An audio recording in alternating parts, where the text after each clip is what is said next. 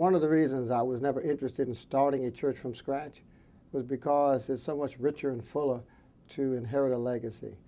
And my experience at First Baptist has been rich because I came on the heels of great leaders, great workers, great founders, great visionaries.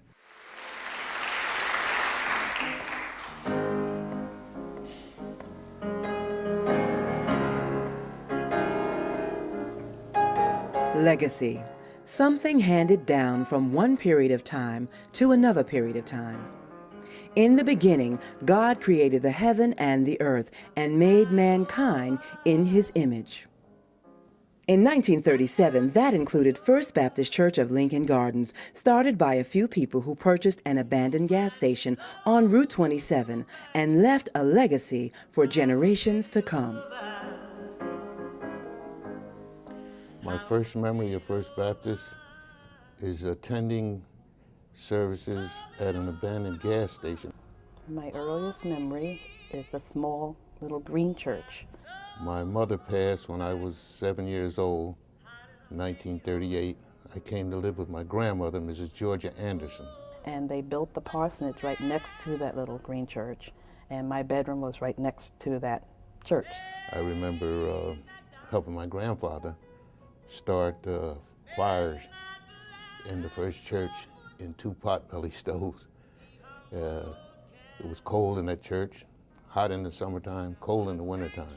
My earliest memory is my grandfather getting down to pray and setting me on the bench in front of him. So I heard all the church services, choir rehearsals, you name it, I heard it all. So that's my earliest memory. I moved into the parsonage at 2 years old. The first church they built was an improvement, but it still had inconveniences. The resources in the black community were extremely limited. Sometimes the roof would leak. But what we did at the end of the church services, we would stand at the door with a receptacle and ask people if they would give a donation that we could have heat, that we could have service for the next Sunday. Early in our church, there was a number of groups. They would have fish fries and chicken fries and any number of things to bring some nickels and dimes and quarters into our church treasury in order, to keep us going, because there were times we didn't have money to pay the preacher. But, that's how they did things back then. They all pitched in, they all worked together, and this is how we did it all the time. Legacy, anything handed down from an ancestor or predecessor.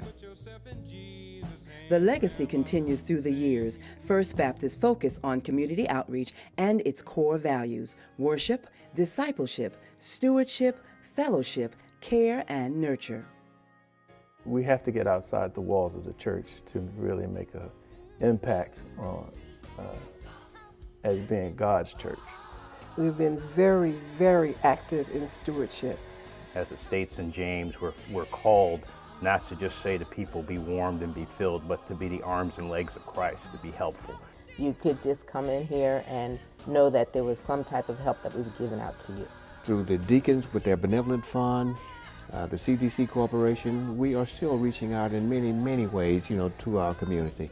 And much of what we see in the community right now, especially surrounding the church, is a direct result of our work. So we see new housing developments, we see new high school, down on Route 27. And that all really happened because of what we've done in the community. The other thing is that First Baptist reached out to the community when Pastor realized that people were looking for jobs, and we had a job fair, and there were about 2,000 people that turned out, and there were a number of sponsors, banks, that actually hired people on that day.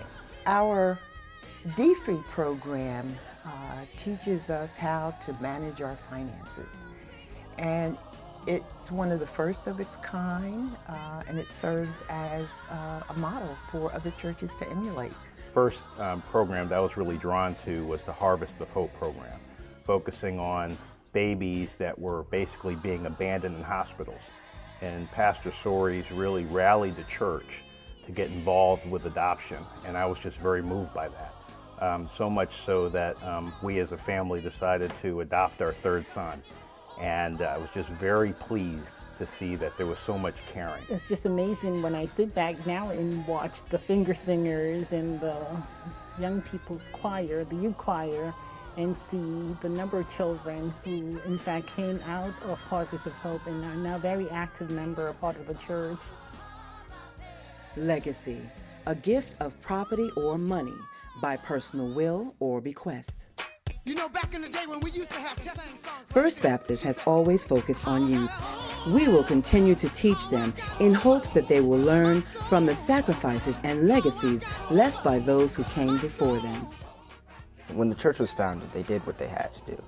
Back then, they didn't use the fancy words like endowment, planned giving, or capital campaign, but they did use words such as saving for a rainy day, borrowing against the mortgage, and fundraising. I feel that my generation has benefited because for building this church, we have the chapel for jam and all of our 600 project meetings, and I feel that the chapel is a place where we can come together and worship God without being ashamed. It's like our area of the church. I benefited from the CDC. I participated in the youth programs. I did the entrepreneurs. I did the after-school program, and that really helped to provide a really solid foundation as I went off to college and school. And then after college, I had the opportunity to come back and actually work for the CDC. And it really, everything came full circle. I feel like my generation has benefited from the sacrifices from earlier generations through their giving and their leadership. I know Pastor talks a lot about how other churches are in harsh economic times and are struggling to pay their bills. And here in Somerset, First Baptist Church seems to be doing okay. And I feel like that's because of the leadership that's been put before us and how people here are making sacrifices to pay tithes and to remain faithful to the mission that the church is trying to fulfill. I believe that the next generation and we are prepared, eager, and ready to accept the legacy of the church. We are ready to accept the legacy and the responsibilities and duties that come with that legacy.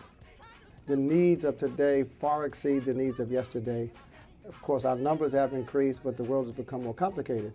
And so my challenge is to continue challenging the current generation to give such that the future generations will benefit from us the way we've benefited from those in the past.